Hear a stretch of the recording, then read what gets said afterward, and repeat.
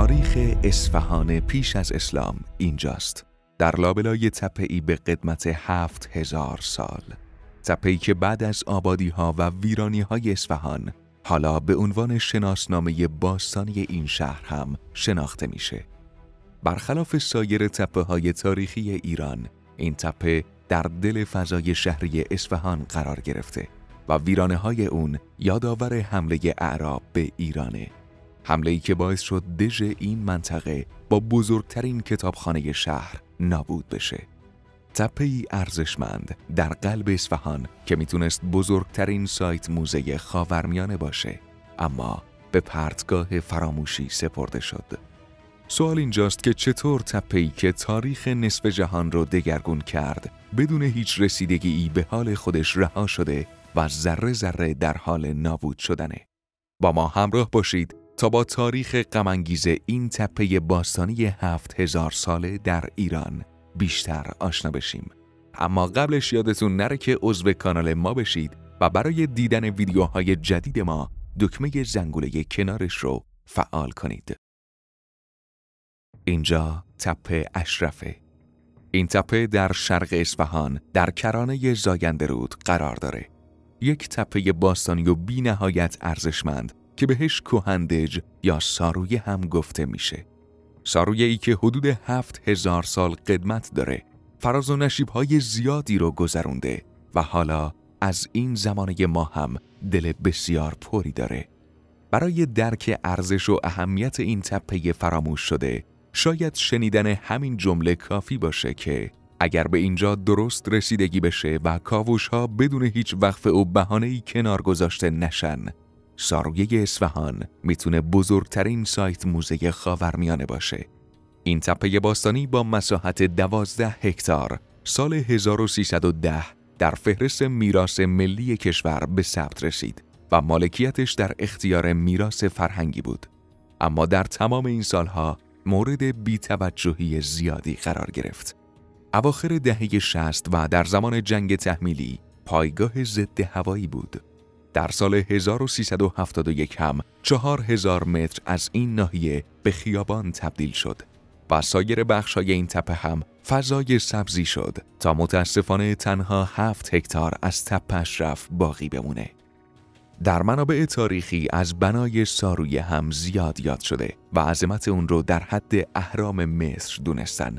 این دژ برای کشورهای خارجی و شرق شناسان هم از جذابیت بالایی برخورداره.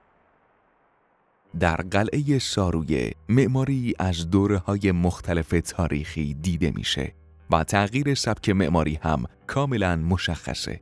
به همین خاطر نمیشه این قلعه رو به یک دوره خاص اختصاص بدیم. در مورد قدمت تاریخی این قلعه نظرات مختلفی ارائه شده. مثلا برخی تاریخ شناسان قدمت این بنا رو به تحمورس، سومین پادشاه سلسله پیشدادی نسبت دادن. برخی هم معتقدند که این بنای تاریخی در عصر حاکمیت گشتاسپ، شاه قدرتمند کیانی ساخته شد. طبق این منابع گشتاسپ از وزیر دانشمند خود جاماسپ میخواد که برای نگهداری کتابها یک کتابخانه امن و استوار بسازه.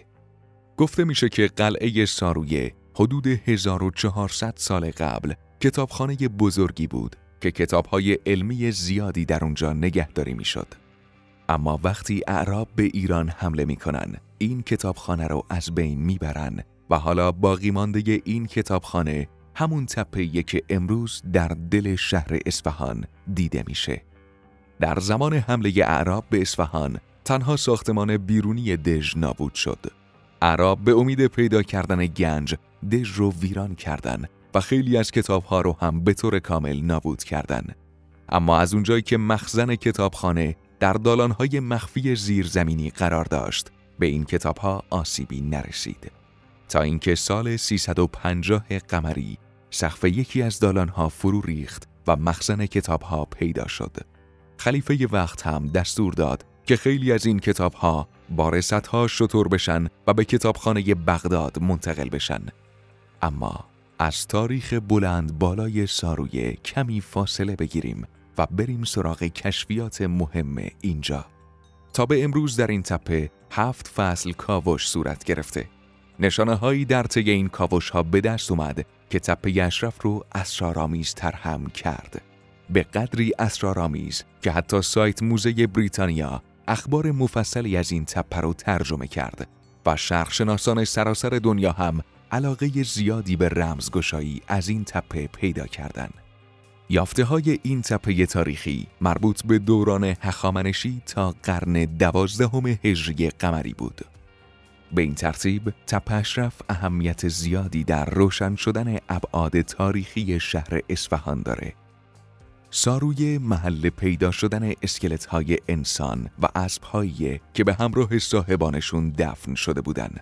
تا قبل از پیدا شدن این اسکلت‌ها، گورستان‌هایی در شمال ایران شناسایی شده بود که اسب شخص مرده رو در کنارش دفن می‌کردن و حالا کشف این روش تدفین در تپه اشرف اصفهان از لحاظ تاریخی اهمیت بسیار زیادی داره، چرا که تا به امروز چنین پدیده ای رو در مرکز ایران شاهد نبودیم. در ادامه کاوش‌ها اشیا و سازه‌هایی از حکومت اشکانیان هم در تپه اشرف پیدا شد. از حکومت اشکانیان اطلاعات کمی در دسترسه و این کشفیات میتونه چندین برابر ارزش داشته باشه. تا قبل از کشفیات تپه اشرف هیچ آثاری از دوره اشکانیان در اصفهان کشف نشده بود. باستانشناسان به حوضخانه و بنای نیمه تمام کاخ اشرف متعلق به قرن 12 هجری قمری هم رسیدن. و شاید یکی از مهمترین دستاوردهای کاوش‌های گذشته شناسایی بخش‌هایی از قلعه ساسانی باشه که الان در مجاورت خیابان مشتاق دوم دیده میشه. در فصل 6 کاوش تپه اشرف بخشایی از یک سازه هخامنشی پیدا شد که به دلیل نبود بودجه‌های لازم در زیر خاک دفن شد. و اگر خلاصه تر بخوایم بگیم، کشف سکه‌های ساسانی، سفالهای مربوط به قرن 3 پیش از میلاد که مربوط به دوره سلوکی و اشکانی میشه، چاه سنگی ساسانی، گورخمره‌های اشکانی و کشف اسکلت بانوی اشکانی آخرین یافته‌های کاوش در تپه اشرف اصفهان هستند. تمام آثار کشف شده هم در انبارهای میراث فرهنگی و موزه‌های این استان نگهداری میشن و هنوز هیچ مطالعه‌ای بر روی اونها انجام نشده. در مجموع بدون هیچ تردیدی باید گفت که تعداد اسکلت‌ها و همچنین اشیاء مدفون شده در خاک تپه اشرف بسیار بیشتر از این چیزیه که تا به امروز کشف شده. باستانشناسان حتی معتقدند که ممکنه یک گورستان خیلی بزرگ هم در این منطقه وجود داشته باشه. فراموش نکنیم که تنها 1/100 تپه اشرف کاوش شد و بخش بزرگی از این منطقه همچنان زیر خیابان قرار داره و باید کاوش‌ها ادامه داشته باشه. اما بعد از گذشت 2 سال از آخرین فصل کاوش، این تپه باستانی به حال خودش رها شد. اون هم در حالی که میشه با شناسایی دژ 7000 ساله اشرف راهی به تاریخ گم شده اصفهان باز کرد. به نظر شما چرا به تپه‌ای که به این اندازه ارزشمنده در طی سالهای اخیر آسیب‌های اساسی وارد شد و روند این تخریب‌ها هنوز هم باید ادامه داشته باشه؟ تا دهه 30 خورشیدی کشاورزان منطقه روی خاک محدودی از این تپه کشت می‌کردند. در عکس‌های هوایی سال 1335 آثار همین کشاورزی‌ها روی این تپه کاملاً مشخص بود و حالا که در سال 1403 هستیم، هنوز هم این تپه باستانی سارویه به روش‌های مختلفی مورد بیمهری قرار می‌گیره. تپه اشرف از لحاظ تاریخی و چشمانداز شهری برای اصفهان اهمیت خیلی زیادی داره و میتونه به عنوان یک مرکز توریستی و دیدنی در اصفهان مطرح بشه.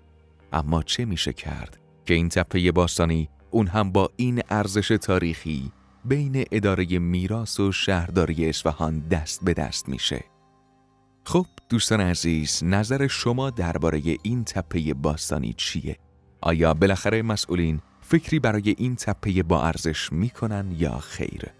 نظراتتون رو در بخش کامنت ها برای ما بنویسید و اگر این ویدیو رو دوست داشتید لایک فراموشتون نشه.